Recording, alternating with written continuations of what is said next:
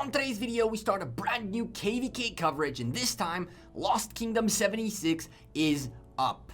8 kingdoms from the 5 and 600s are about to duke it out for a title of the second Lost Kingdom season. In this video, we're starting a multi-part journey of this KVK, which turned upside down left and right quite a couple times. It has some very exciting strategy to cover, as well as some awesome war footage. So sit back, drop a like on the video.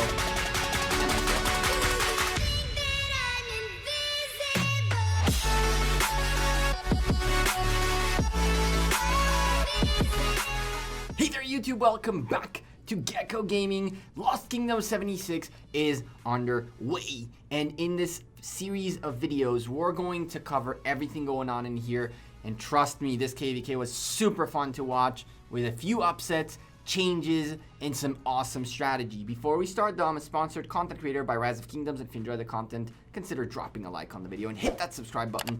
Turn on the bell to get a notification every time we upload a Rise of Kingdoms video, which is every single day. We cover KVKs, civil wars, war strategies, commanders, events, live stream, do all sorts of fun stuff, and we just have an awesome community too, so consider becoming a member of it. And of course, for all of you 61% who haven't subscribed yet, what are you waiting for? I hope to earn your subscription today. Let's go. So, ladies and gentlemen, this is Lost Kingdom 76, and in it, Kingdom 610 represents red. Red represents 610, orange represents Kingdom 632, yellow represents Kingdom 622, green represents 603, and that's Team 1. Red, orange, yellow, and green. On the other hand, we have baby blue of 605, blue that are 602, purple 621, and pink, the oldest kingdom in this KVK. I don't know why I said youngest. Not 595. Now, I want to give you guys a few premises just so you understand better what's going on, and then we'll get into the storyline. First and foremost, when I cover KVKs, I cover them from end to end, from beginning to end, and I tend to do it in a little bit of a delay. The reason we do that is to not interfere in the fighting and not reveal anything that we shouldn't be revealing while the fighting is going on. And so, if you go into this Lost Kingdom right now, you can spoil yourself like a lot of the cool stuff that happens, and you can be like, oh, but then this is not right, and that is not right. Understand that when we tell the story, we tell it from the beginning to the end as it happened. And so when upsets all of a sudden happen mid-KVK, the story that you hear might not align with what you see in game, but it will get there once we get to that point in the story. The second thing is, I tend to run simplified graphics just because of what you're seeing right here. I'd like there to be more focus on what we're watching rather than on the mess that's around. We turned off simplified graphics for a moment just to show y'all how it looks like without simplified graphics. And it's really hard to see the flag's health, the rallies health, and all that. In this case, I had pressed the rally, so you'll always see it there. But it's not as easy with unsimplified graphics, especially when you're trying to bring a point across, right? So here comes a counter rally. Here's the rally's health, the flag, all that stuff. All these things are very, very more visible when you are not running unsimplified graphics. So after we set all these premises, the last thing you should know is that the kingdom that's gotten me here was 602. They also provided me with some of the reports that they fought. I don't necessarily know if the reports represent everything you will see in the video. So if you're anyone in the kingdoms, the 7 other kingdoms that's fighting here that wants to have your input, tell us more, send me reports, find me in Kingdom 59 in JWM, and shoot me a message in game. Send me whatever you want to send me so I can continually tell the story better. But just keep in mind that 602 are the ones that got me here essentially. So let's start this journey by looking at the map. And what you should know is that the zones on the sides are the ones that are not getting contested at all. Baby blue and blue are the ones on the left side, and they completely own it and they're allied. Orange are locked in the house. Yellow and green are making their way to the bottom zone 6, which is the one that's going to be a lot of fighting in. green and red are allied, and therefore that's right side is not going to do anything. Well, I flipped them, but whatever. This top area is where the fight begins, and I want to call your attention to the fortress of L02B that the red flags are aiming at, because that's going to be one of our points of contesting. But first and foremost, this is the area where we saw the flag getting rallied earlier. This is a little bit earlier. That footage came a little after this. One of the strategies that these guys used very early on is they hopped between zone 6s. As you saw, what ended up happening is that the left side top and bottom and the right side top and bottom were owned by allies. And so the side zones were owned by allies, and therefore what ended up happening is alliances and kingdoms on the top left, for example, took the pass on the top left, dropped the fortress right next to the bottom left pass.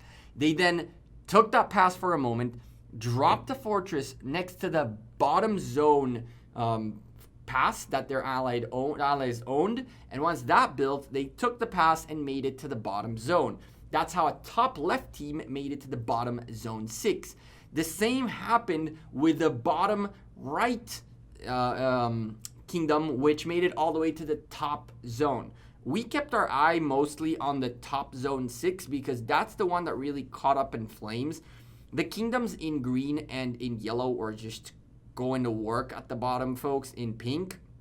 And baby blue. So there was a little bit of trouble down here. A wall of fortresses was dropped here by the allies on this side, and yellow and green slowly creeped their way to start this confrontation. And boy, oh boy, they slaughtered, and they're still slaughtering, but we'll get there at some point in this story.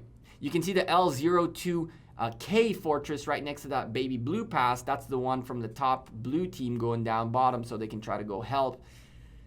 This fort was the big fort, right? And this is the one we're going to focus our video today. When we talk about strategy, it's important for you to know what are the possibilities of the gameplay possibilities in these zones.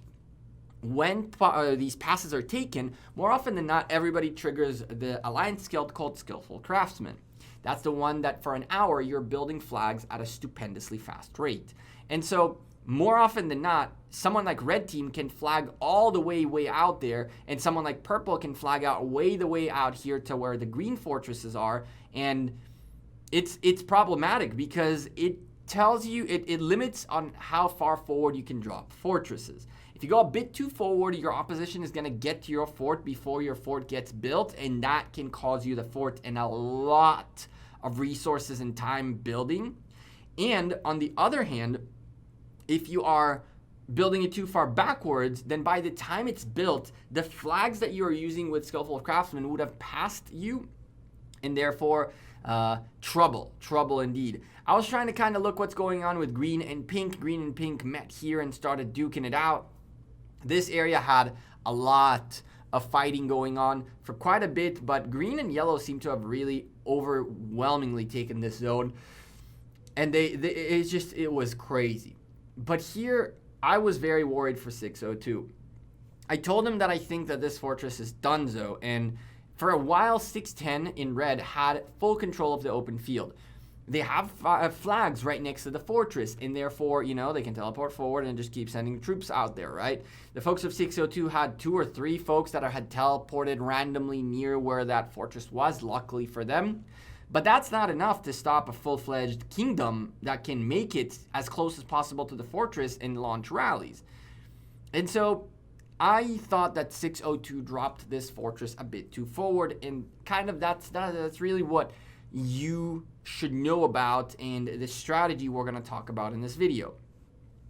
Dropping fortresses is a very delicate matter. You need to be able to figure out how to utilize it in a proper way that it will benefit your kingdom and your progression into the zone.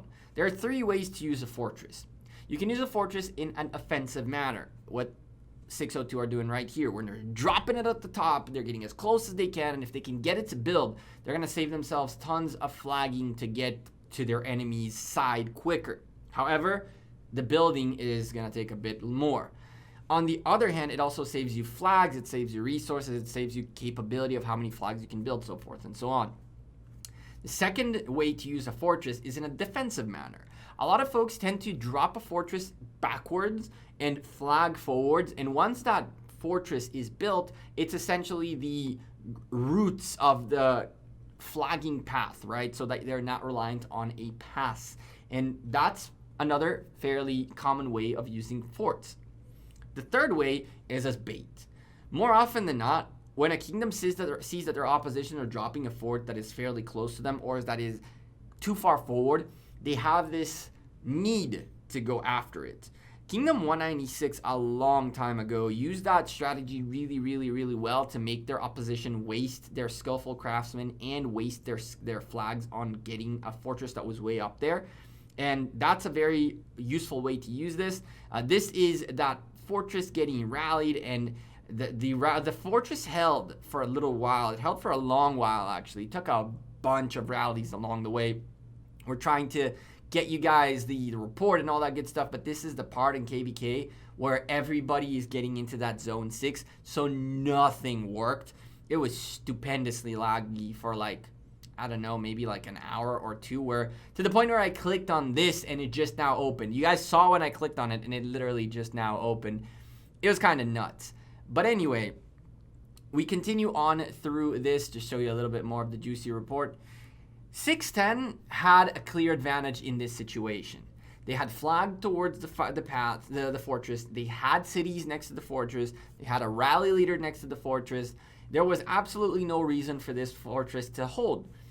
602, on the other hand, were in trouble. 602 needed to figure out how they're keeping their fort alive or what they're doing next. You can see that W610 also dropped a fort very forward towards the side of blue and purple, but purple got distracted by green, who had two fortresses next to each other, and that's where purple really aimed. They aimed at the Yunra fortress, and they got there fairly quickly. As a result, W610's fortress held for a while. On the other hand, I believe that's L02C, dropped a defensive fortress, which is fantastic.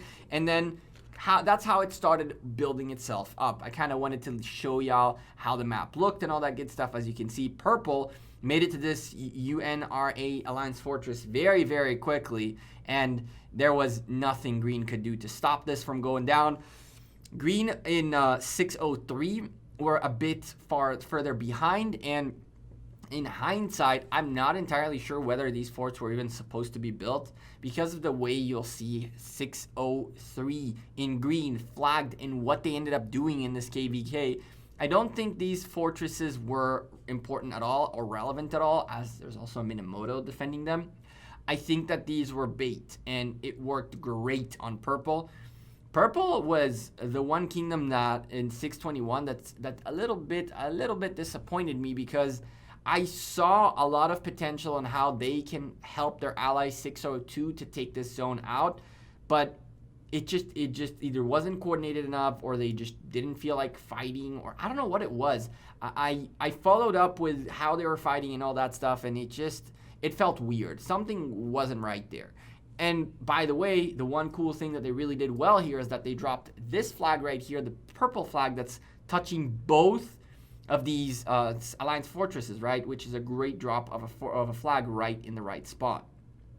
But coming back to this area, as you can see, L02B do have a little bit of presence here, but 610 can get here much quicker. For W610, it's just clear the open field, return home, less than 2 minute walk to get here, and 602, it'll take them 2 minutes in frowny mode to get home. So 610 had a huge advantage here. There was absolutely no way this fort was holding, and I told that to 602. I was like, I think you guys dropped this way too forward. And for a while, that Zetian was taking a lot of damage. But for some weird reason, and I really don't know what it is or how it happened or why it happened, it seems like 610 either were a bit inactive at the times where this was going on, or potentially knew something was gonna happen and said, maybe we don't really care if they drop this fortress. I don't know, but 610 were just unable to crack this fortress for a very long time. They have the open field advantage.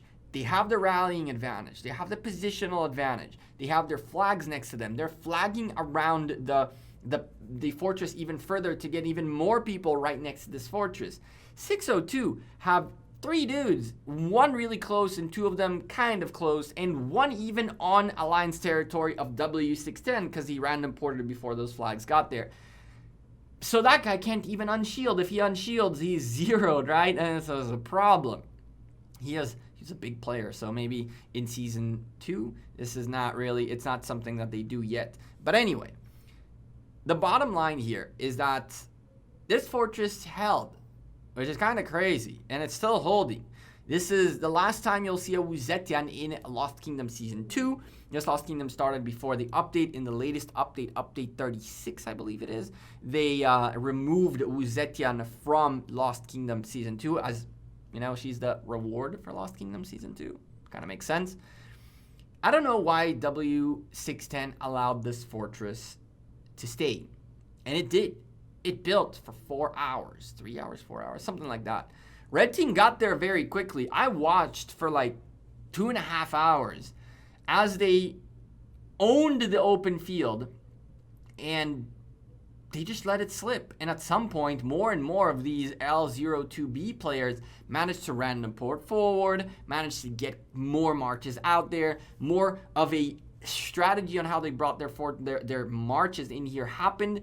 And they went from one by one trickling in where it was very easy for W610 to get rid of them to coming in a big group and then taking over the field. But even with all that, W610 had such a huge advantage.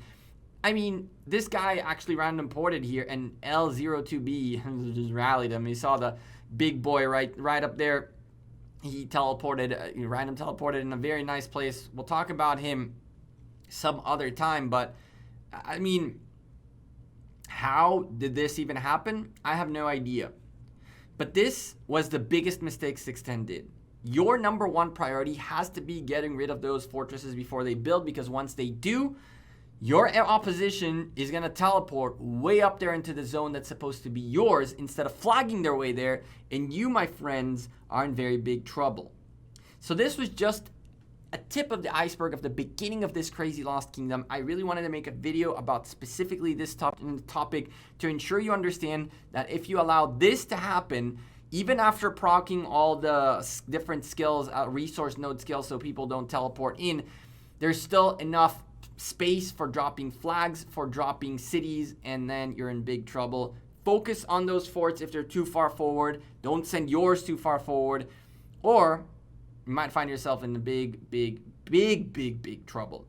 For now, I'm Gekko. I'm out of here. Thank you very much for watching this video. The next video is going to be much more packed with more things happening in that Lost Kingdom. We kind of wanted to set the stage to show you what you can expect. As you can see, green are starting to really get there. S610 dropping a fortress way up close to the passes, and overall blue are now trying to get rid of that one. Very good play. That kind of the same thing that red did to them, but red has fortresses from the left and from the right. That is big problems for blue, who might start getting double rallied. But don't forget about green, and yellow might make an appearance here very soon. That is right. I'll see y'all sooner rather than later. Thank you for dropping likes on the video, subscribing to the channel, and supporting the channel and the community. I appreciate every single one of you. We're really close to 30,000 subscribers. You guys are amazing, making my dreams come true. I appreciate you very much. Take care and have a good one. Peace.